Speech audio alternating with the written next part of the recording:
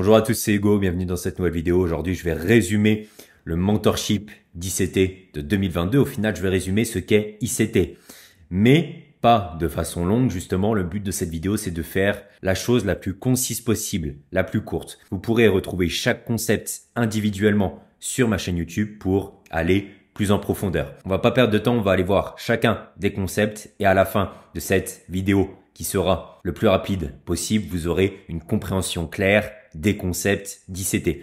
Premièrement, avant toute chose, c'est quoi au final ICT?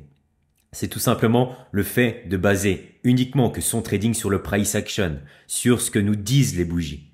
On ajoute du contexte derrière un trade. On ne se base pas sur un indicateur, on ne se base pas sur un RSI, une trendline, un Ishimoku ou quoi que ce soit. Non, qu'est-ce que nous disent les bougies? Et sur chacun de vos trades, vous pourrez ajouter du contexte et donc savoir réellement le pourquoi du fait que vous ayez pris position. La première chose qu'on va voir, c'est le temps. Le temps, c'est la chose la plus importante dans le trading ICT car c'est là que vous pourrez profiter des meilleures expansions, là où vos pieds d'arrêt seront le mieux respectés et là où vous aurez le moins de consolidation possible. Pourquoi? Parce que l'algorithme du marché et la smart money se basent sur le temps. Pourquoi pas le prix? Car le prix est différent chaque jour, alors que le temps, c'est quelque chose d'universel. C'est pour ça que vous devez trader dans les kill zones. Les kill zones, c'est ces laps de temps où on a une forte injection de liquidité et où on doit trader. Vous verrez toujours donc les grosses expansions sur ces kill zones. Et on le voit tout de suite. Ici, ça consolide. Ici, ça consolide, ça consolide, ça consolide. Donc, voilà, toutes les grosses expansions sont durant ces kill zones. C'est de quelle heure à quelle heure? Pour le Forex, heure française, 8h, 11h et 13h, 17h. Pour les indices US, donc S&P, Nasdaq, etc.,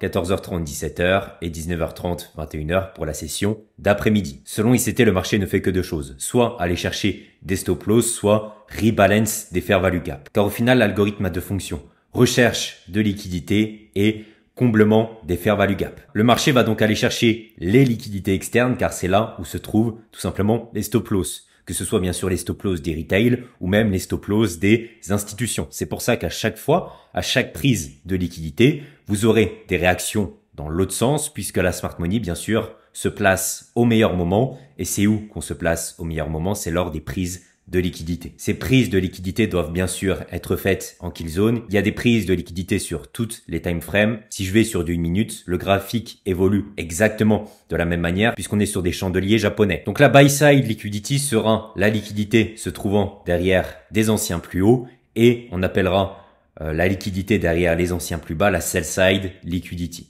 Buy side, sell side. Les fair value gap, c'est quand l'algorithme délivre trop rapidement le côté acheteur ou le côté vendeur, ce qui laisse du displacement, c'est-à-dire ces fortes bougies qui laissent donc des trous ici sur le marché. C'est ce qu'on appelle un fair value gap. Très souvent, le marché ira repricer à ce niveau, comme on voit à chaque fois. On retrace ici, tout simplement pour combler ce fair value gap. Ce que je vous disais tout à l'heure, rebalance les fair value gap, c'est comme ça qu'on appelle la chose pour continuer la tendance principale. Les fair value gaps sont souvent des très bons points d'entrée sur le marché. Pour déterminer son biais daily et profiter de la meilleure expansion, on utilisera le concept de Power of Three. À quoi fait référence Power of Three? C'est tout simplement la force des trois. Accumulation, manipulation, distribution. Avant une grosse phase d'expansion, vous aurez toujours de la manipulation, peu importe la time frame. Et là, si on représente notre bougie daily, ici, on aura souvent notre phase d'accumulation. Ici, vous êtes d'accord que c'est de la manipulation. On va à l'inverse du biais de la journée. Et ici, notre phase de distribution. La smart money a pu se placer dans cette phase de manipulation. Elle se place ici et elle profite de l'élan de toute la journée. Ici, vous avez votre bougie daily. À quel moment c'est le plus judicieux d'acheter pour vous? Bien sûr, dans cette zone ici, pour qu'on profite de toute l'expansion. Si vous voyez que la bougie est partie sans vous, il n'y aura pas de trade, c'est trop tard. Donc, le meilleur moment pour vous sera d'agir bien sûr dans ces phases où on fait l'open low, donc là la prise de liquidité, ou qu'on commence à partir. Ici, pour de l'achat, c'est trop tard. Pareil sur une journée baissière, où est-ce que j'agis pour avoir le meilleur risk-reward, le moins de SL et le plus de TP? Tout simplement ici, dans cette mèche. Donc, open high, low, close. C'est comme ça que se développe une bougie. Au final, ici, on a bien notre manipulation. Donc, tous les jours, vous aurez une phase de manipulation pour faire un plus bas, bien souvent fait sur la session London qui fera le plus haut ou le plus bas de la journée. Cette phase d'accumulation, de consolidation sera tout le temps la session asiatique. Donc, vu que le marché ne développe pas une forte expansion, on va consolider. Le but, c'est de créer de la liquidité des deux côtés. Ici, on vient tout simplement prendre la liquidité pour se placer et ensuite délivrer sur le reste de la journée. Un simple exemple rapide pour vous illustrer la chose. Regardez ici, on a le Daily Open. Et qu'est-ce qu'a fait la journée en représentation de bougie Daily Open, high jusqu'ici et le plus bas jusque là-bas. D'accord? Donc pour vous, sur cette journée bearish, c'est mieux de vendre ici ou ici. Vous l'aurez compris, vous rechercherez toujours à vendre dans la phase de manipulation et regardez ce qu'a fait London ici, le plus haut de la journée. Donc prise de grosse buy-side liquidity, manipulation, on rentre dans le range et on peut lancer cette forte journée baissière. Je vais inclure dans ce même exemple la partie target.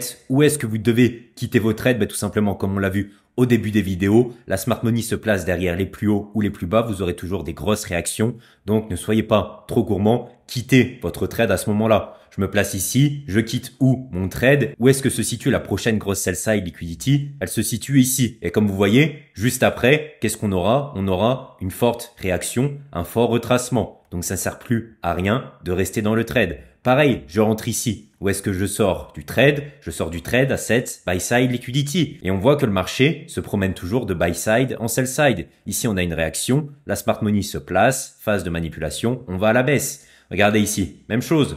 On prend la sell side liquidity de peu. Et qu'est-ce qu'on va chercher? La buy side liquidity. Donc ne soyez jamais trop gourmand sur un trade. Prévoyez toujours les exits sur les grosses prises de liquidité. Un concept aussi très important, le market structure shift. C'est tout simplement, en français, quand on a un changement de structure de marché, soi-disant un changement de tendance. Vous connaissez la fameuse structure de marché, plus haut, plus haut, plus haut. Si on fait un plus bas, on pourrait se retourner. Un bas qui est plus haut que celui-ci, ici un bas qui est plus haut que celui-ci, et ici on a un bas qui est plus bas. Donc on aurait ici notre fameux MSS, on trace notre ligne, ça fait un market structure shift. Ici, on refait un haut qui est plus bas, ça confirme la baisse pour donc aller chercher notre liquidité externe. Et figurez-vous que je vais rester sur le même exemple qu'avant, car là, on est vraiment sur un magnifique cas d'école. Ce fameux exemple où on a pris la buy side liquidity, on peut s'attendre à un retournement. Ce que je vais faire, c'est attendre tout simplement un market structure shift. Donc ici, on a un haut, ici un haut qui est plus haut, donc comme on a vu ici un bas, ici un bas qui est aussi plus haut. Donc là, on est sur une structure haussière. Qu'est-ce qu'on va attendre? Écoute, tout simplement qu'on break ici ce bas pour qu'on fasse un bas qui soit tout simplement plus bas et donc un retournement de marché.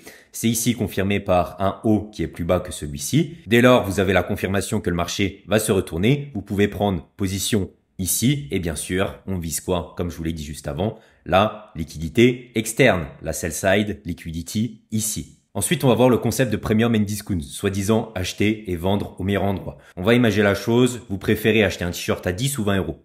À 10 euros, c'est plus logique, on l'achète à un meilleur prix. C'est exactement pareil pour la smart money. Elle voudra à chaque fois se placer au meilleur prix et donc on a notre range en bas qui s'appelle la zone discount et en haut, on a notre zone premium. Vous allez toujours vendre en premium et acheter en discount, peu importe la time frame. Donc là, j'utilise l'outil Gunbox, mais regardez, si je prends Fibre Retracement, vous enlevez les niveaux ici et on a le 0, le 0,50 et le 1. C'est pareil. Ici, ça vous permet juste d'avoir la couleur, c'est plus sympa. Donc sur une tendance baissière, je ne vends pas en discount. J'attends les retracements en premium pour continuer la baisse.